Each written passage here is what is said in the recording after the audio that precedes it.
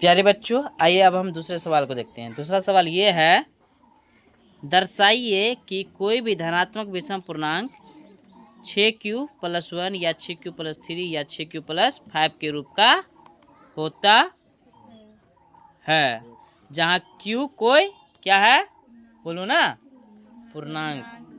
ठीक है, पूर्णांक है। आइए हम इस सवाल, दूसरा सवाल हल। माना कि दो धनात्मक पूर्णांक a और b के लिए युगल विभाजन प्रमेय से हम क्या लिखते हैं, a बराबर bq प्लस r, और वहाँ शर्त क्या होता है, 0 बड़ा या बराबर r बड़ा क्या b। अब जानते हैं ना, अब हम क्या करेंगे, यहाँ पे b बराबर क्या रखेंगे 6, b क्या रखेंगे 6 रखने पर। अब ध्यान दीजिए, तो क्या हो जाएगा, a बराबर 6q प्लस r हो जाएगा।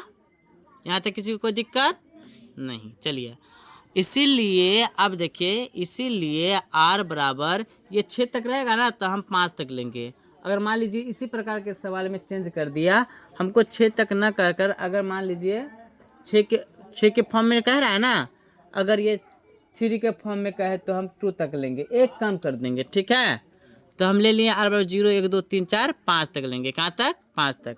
तो r का मान रखने पर, अब r का मान, ये r का वैल्यू है। ठीक है, तो a बराबर 6q प्लस, पहले 0 ले ले तो क्या हो जाएगा 6q, आ रहा है समझ में, या a बराबर 6q, आप क्या हो जाएगा, r के जगह हम क्या डालें 1। फिर इसी प्रकार से a बराबर 6q प्लस क्या डालें 2। इसी प्रकार से a बराबर 6q प्लस क्या डालें 3। इसी प्रकार a बराबर 6q प्लस 4 डाल दिया। इसी प्रकार से a बराबर 6q प्लस 5 डाल दिया।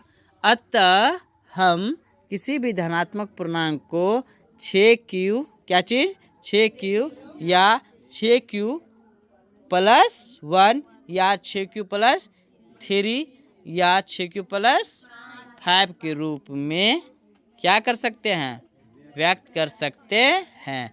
यही लिख देना, ये प्रूव्ड हो गया। 2-4 बार बनाइएगा, ऑटोमेटिक क्या हो जाएगा आपको, है ना, सेकेंड मेमोरी में चला जाएगा, बन गया, आ गया। कोई बड़ी बात है, प्रैक्टिस कीजिएगा, ऑटोमेटिक आ जाएगी। ठीक।